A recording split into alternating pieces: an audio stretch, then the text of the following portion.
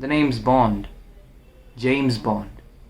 Oh, okay, you guys are already here. I heard that since Daniel Craig's run is over, they're looking for a new actor to play Bond.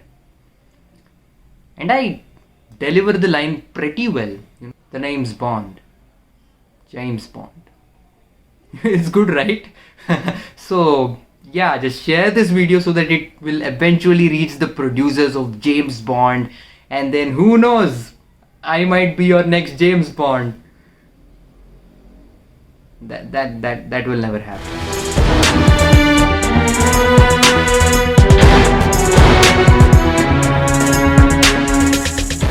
Since No Time to Die is out in theaters, I'm reviewing every single one of Daniel Craig's James Bond films. I've already reviewed Casino Royale, Daniel Craig's first film as James Bond. Please do check it out, it'll appear on the screen. And now, let's talk about... Now, for the first time ever in the entire James Bond history, we have a film, Quantum of Solace, which is a direct sequel to Casino Royale. Now, never in the history of James Bond has there been a film that directly continues plot threads from the previous film. Now, yes, we had films that referred to other films, but never did we have a film which directly continued plot points, directly continued the characterizations from the previous film, and I find that really fascinating. So Quantum of Solace essentially goes back and forth between two storylines.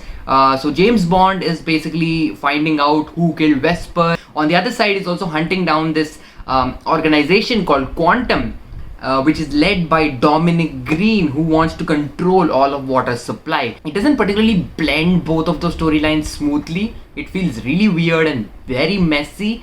Let's just talk about what works in this film. First, I like the ambition of the film. The fact that the film is trying to be a direct sequel to another Bond film, is trying to close out the plot threads of the previous film and also bring a nice closure to the Vesper storyline. I think when it comes to that, the film does do justice. I like the way that they take forward the storyline of Bond investigating into Vesper's death. I also like the way they conclude that storyline, the way it ends, the final sequence of Quantum of Solace. I really love that. Also, this movie shows a good relationship between M and Bond. You clearly understand these characters and why they care for each other in a way. So I like the way they develop the relationship between M and James Bond in the film. That is really well done. And also the fact that it is not trying to be just another James Bond film. Now again, the villain of this movie, he's not just another Bond villain who's sitting in a chair on an island and he controls everything and now he has a satellite that's going to destroy the entire world. That's not the kind of Bond villain we get to see here.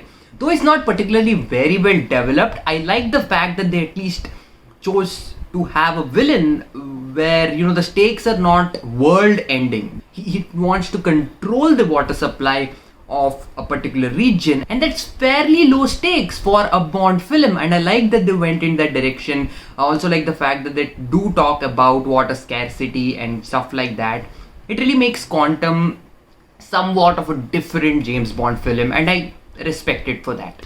Coming to things that don't work, I just don't find the way Bond investigates into the Quantum, the way he approaches Green and all of that, everything regarding the Green storyline to be that satisfactory. And I just don't know, I just never was completely engaged in what was happening in that particular storyline. Whereas I was engaged in what was happening with the Vesper storyline, I just didn't feel the blend of both of those storylines came together in a way that was that was smooth. It rather felt very disjointed and messy. Also, the action in this movie isn't particularly great. I like the opening car chase to an extent, and the subsequent chase sequence between Bond and this other assassin, it's fine. But after that, I just think it's very weirdly edited. Like, it just cuts so quickly and there is a lot of shaky cam and a few sequences I don't even know what's happening. That's the worst part. Most of the action, you just have this weird editing style that I just couldn't get behind. And I'm pretty sure they were just trying to pull off something that the Jason Bourne films did, something like Bourne Ultimatum or Bourne Supremacy. They just tried to ape that sort of a shaky cam, quick cuts and edit type of action style. It works in the Bourne films, but it just never worked in Quantum of Solace. I thought that was very out of place, especially coming off from Casino Royale, which has one of the best action in the entire James Bond franchise. You look at the action in Quantum of Solace, it's just so dull and bland. I just wish the action was better in this one. It could really have made the film a lot better. But the film at times drags. The pacing is not even. It was just 1 hour 40 minutes and I was honestly bored in a few sequences. That should not have been the case. Again, I don't hate this film. I've read a lot of articles and heard a lot of people saying that Quantum of Solace is the worst James Bond film ever made. I don't think that's the case. It has good ambitions, it has good intentions. I like the way they give closure to the Vesper storyline. I also like the way they develop M and Bond's relationship in this one. Also love the fact that it chose to do something different with the villain. Also like the way it ends, you know, the entire climax which takes place in this hotel off in the desert. I really love that, the way it's directed and all of that. I really enjoy that. And also the subsequent scene in Russia where Bond tracks down Vesper's boyfriend. The entire scene, I really enjoy the way they give closure to the story. But it's just the journey and the action especially. I just wish the action was better, because honestly if the action was better I would have rated this much higher.